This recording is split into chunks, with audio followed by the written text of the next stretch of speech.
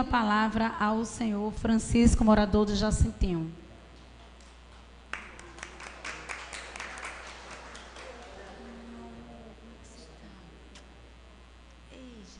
Vai com o médico, né?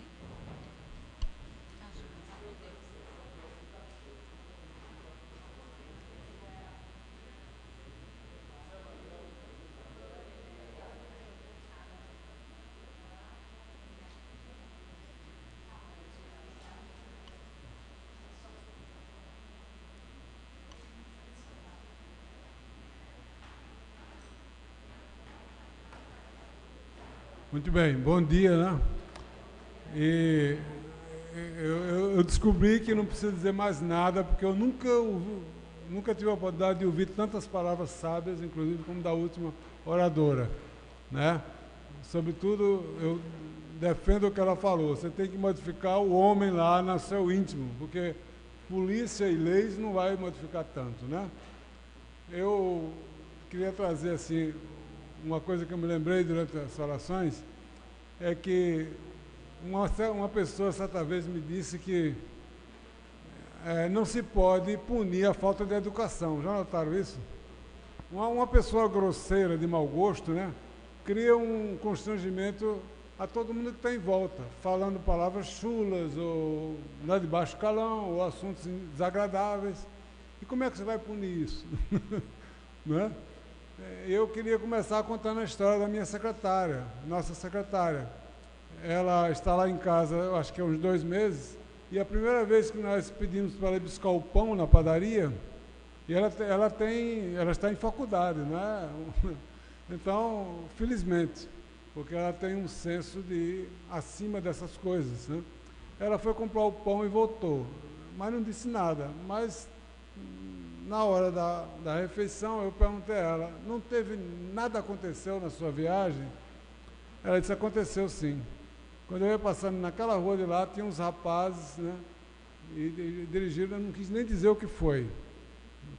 Falaram lá, mas depois eu insisti, ela disse, não, mais ou menos assim, que se eles tivessem, não é tivesse, que eles pagariam uma soma muito grande, certamente ela deu a entender que ela seria uma prostituta, né? Nunca viram uma moça, não tem nada a ver com a história, né? E isso desagrada muito e constrange muito uma mulher, né? Passar numa rua e ouvir aquelas piadas, né, de vários rapazes na calçada. Então a gente falou de feminicídio, é o final da história, mas começa assim, eu acho, né? E ela contou também uma coisa engraçada, engraçada não, é trágica também. A minha esposa vende flaus no Jacintinho há mais de 10 anos, polpas de frutas e doces caseiros, e ela ajuda, essa moça ajuda de vez em quando, porque quem atende é minha mulher. Mas ela foi levar o flau no portão, como aqui em Maceió quase tudo é pelo buraco, né, porque não pode ser aberto. Ela entregou o flau, disse que o cidadão pegou a mão dela também, puxou pelo buraco, que ela se sentiu constrangida, né, uma coisa violenta. E depois eu perguntei, ela disse que ele deve ter mais ou menos 50 anos, e voltou a comprar o flau agora de cabeça baixa. Porque eu tive a felicidade de ter uma pessoa em casa que supera essas coisas, ela está acima disso aqui, né? Tanto que a minha esposa tentou dar um conselho, por que você não perguntou a eles se eles tinham lavado a cara já hoje? Ela disse, eu preferi ficar em silêncio e seguir o meu caminho, que eu achei muito mais sensato e muito mais, né, correto. Então, eu vou dirigir uma pergunta, já que são só 3 minutos. Eu tenho aqui no meu papel, eu tinha escrito já isso e vou continuar.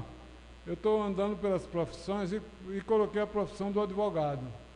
É a profissão que mais me preocupa hoje em dia, porque eu estou há cerca de uns 10 anos envolvido com advogados, nunca tive, né, e já conheço até o fórum, o juizado, tudo, porque de tanto ir. E a minha pergunta é essa, quando é um advogado, é uma violência contra um homem, mas tem os advogados aqui, eu estou em casa aqui porque está cheio de advogados, falaram aqui. E a advogada, como é que ela se sente com essa imposição da corporação dos juízes? Por exemplo, né, eu me sinto constrangido e impotente e triste. Então eu digo a vocês, quando a gente ouve no Jornal Nacional que o STJ, ao ter um indício forte de que um magistrado está cometendo alguma coisa ilícita, ele só pode ser investigado pelos seus pares. Isso aí me atinge como uma violência contra a mulher, contra todo mundo. Porque como é que você vai ser investigado pelos seus parentes? Já pensou? Você pega um negro, um pobre, só pode ser investigado pela família dele. Dá certo isso? Não está contra a ciência. É pena que ela foi embora. Mas eu achei que ela falou umas coisas muito interessantes, né? Isso é científico, gente. Você tem que ter o contraditório. Como é que você vai ter o contraditório dessa forma? O tempo já acabou. Ainda tem um minuto? É muito tempo. Bom, então aqui tem uma coisa interessante nesse papel. Aqui a nossa patrona da sessão, né? Eu estou conhecendo hoje a Simone.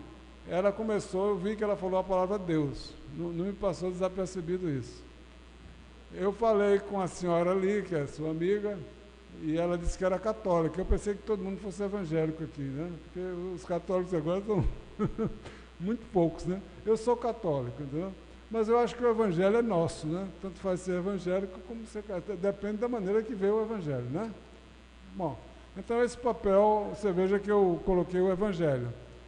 Eu coloquei o evangelho porque eu acho que, queira ou não queira, a população brasileira ainda continua assim. Ele não é religioso, mas casa na igreja. Não é religioso, mas quando chega na hora da morte, quer alguém para fazer um discurso no cemitério. E assim vai, né?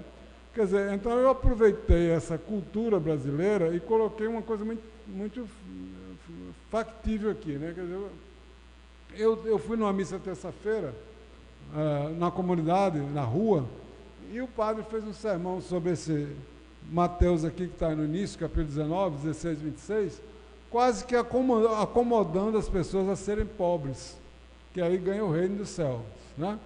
E eu escrevi de uma forma antagônica isso aqui. Quer dizer, eu pego a mesma passagem e aproveito isso como uma âncora para você ser desprendido ao denunciar isso, denunciar a violência em qualquer âmbito, seja ela do STF, seja ela das polícias, né? De quem tem autoridade, que é o que mais de onde vem a violência para mim, tá? E isso eu interpretei, vocês vejam aí que eu coloco que você vai empobrecer com isso. Eu sou pobre em parte por isso, porque quando eles dizem fala mal, né? Você não, cuidado, né? Você falou mal de fulano que tem poder, você né? Basta você ver a imagem daquele homem que faz o mapa da Amazônia, né? Pela idade dele, pelo prestígio dele internacional, né? Pela ciência, como essa minha colega falou anterior, a gente basta olhar que ele não está mentindo, ele tem meios de dizer que tem um desmatamento exagerado na Amazônia agora, e que aumentou agora. Aí, de repente, ele é ridicularizado nacionalmente, dizendo que ele está mentindo, e ele é demitido do cargo. Ele não empobreceu? Ou não? Se ele desse um jeitinho, vaselina, e arrumasse a coisa, ele continuaria no cargo, né?